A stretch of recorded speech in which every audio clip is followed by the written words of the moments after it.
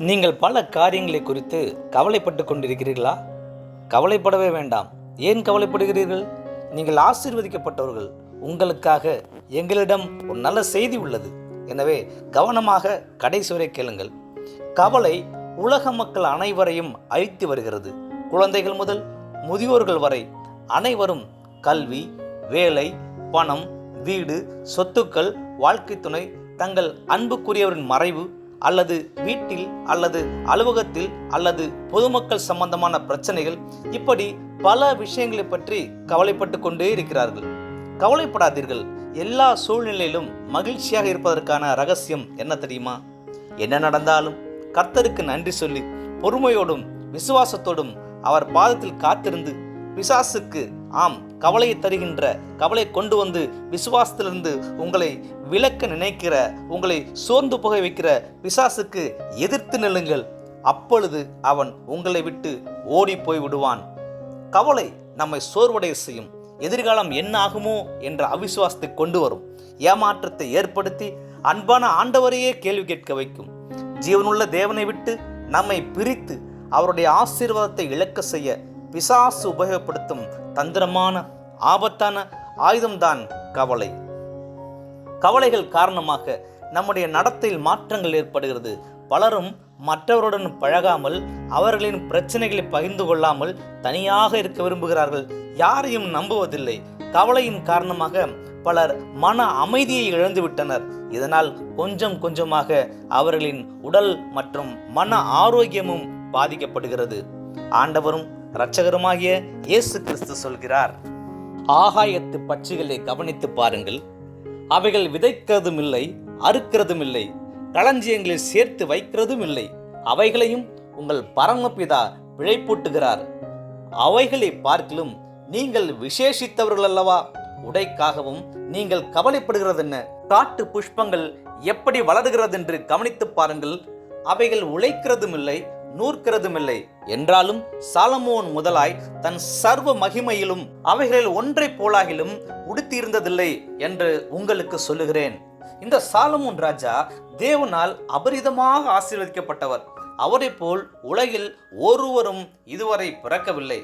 அதனால்தான் தேவன் கேட்கிறார், அற்ப விசுவாசிகளே, இன்றைக்கு இருந்து நாளைக்கு அடுப்பிலே போடப்படும் காட்டு புல்லுக்கு தேவன் இவ்விதமாக உடுத்துவித்தால் உங்களுக்கு உடுத்துவிப்பது அதிக நிச்சயமல்லவா? ஆகையால் என்னத்தை உண்போம், என்னத்தை குடிப்போம், என்னத்தை உடுப்போம் என்று கவலைப்படாதிருங்கள். முதலாவது தேவனுடைய ராஜ்யத்தையும் அவருடைய நீதியையும் தேடுங்கள். அப்பொழுது இவைகளெல்லாம் உங்களுக்கு கூட கொடுக்கப்படும். முதலாவது தேவனுடைய ராஜ்யத்தையும் அவருடைய நீதியையும் தேடுங்கள். அப்பொழுது இவைகளெல்லாம் உங்களுக்கு கூட கொடுக்கப்படும். ஆகையால் நாளைக்காக கவலைப்படாதிருங்கள். தேவனுடைய ராஜ்யம் மற்றும் அவருடைய நீதி என்ன தெரியுமா? தேவனுடைய ராஜ்யம் புசிப்பும் குடிப்பும் அல்ல. அது நீதியும் சமாதானமும் பரிசுத்த ஆவியினால் உண்டாகும் சந்தோஷமுமாய் இருக்கிறது. தேவனுடைய ராஜ்யம் தேவ நீதியால் நிறைந்திருக்கும். மக்கள் தேவனுடைய நீதியின்படி மட்டுமே நடப்பார்கள். அங்கு மனிதர்களால் உண்டாக்கப்பட்ட மதங்கள், ஜாதிகள், பாகுபாடுகள், போட்டி பொறாமைகள், சுயநல நோக்கங்கள், ஏமாற்று வேலைகள், வெளிவேஷங்கள், வேறு பாவ கலாச்சாரங்கள் போன்றவைகள் இருக்கவே இருக்காது. எதை குறித்தும் கவலைப்படாமல் ஜனங்கள் தெய்வீக சமாதானத்தாலும் தேவ ஆவியினால் உண்டாகும் சந்தோஷத்தாலும் நிறைந்திருப்பார்கள். அதுபோல மற்ற ஜனங்களும் ஆவி, ஆத்மா, சரீரத்தில் ஆண்டவர் அருளும் நித்திய சமாதானம், நிரந்தர சந்தோஷம், விலையேறப்பெற்ற ரட்சிப்பு, நித்திய ஜீவன் மற்றுமுள்ள ஆசீர்வாதங்களை அளவில்லாமல் பெற்றுக்கொள்ள ஜெபிப்பார்கள், செயல்படுவார்கள். தேவனுடைய ராஜ்யம் எப்படி நமக்கு கிடைக்கும்? நம்மை படைத்த தேவன் பரிசுத்தம் உள்ளவர், நீதி உள்ளவர், ஆனாலும் அவர் அன்புள்ளவர்.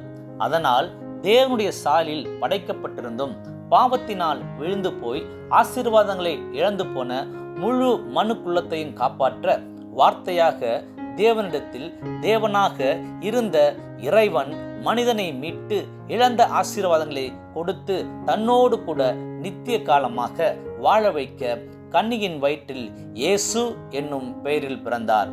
நமது பாவங்களை, சாபங்களை, வியாதிகளை, வேதனைகளை, நிந்தைகளை, அவமானங்களை, சந்தோஷமாக தன்மேல் சுமந்து கொண்டு குற்றவாளிகளுக்கு கிடைக்கும் கொடிய சிலுவை தண்டனையை ஏற்றுக்கொண்டு மரித்தார். பரலோக பிதாவாகிய தேவன் 3ஆம் நாளிலே இயேசு கிறிஸ்துவை உயிரோடு எழுப்பினார். இப்படியாக இலவசமாக தேவனுடைய கிருபையினால் அவருடைய பிள்ளைகளாகி தேவ ராஜ்யத்தில் சேரும் பாக்கியத்தை பெற்றுக்கொண்டோம்.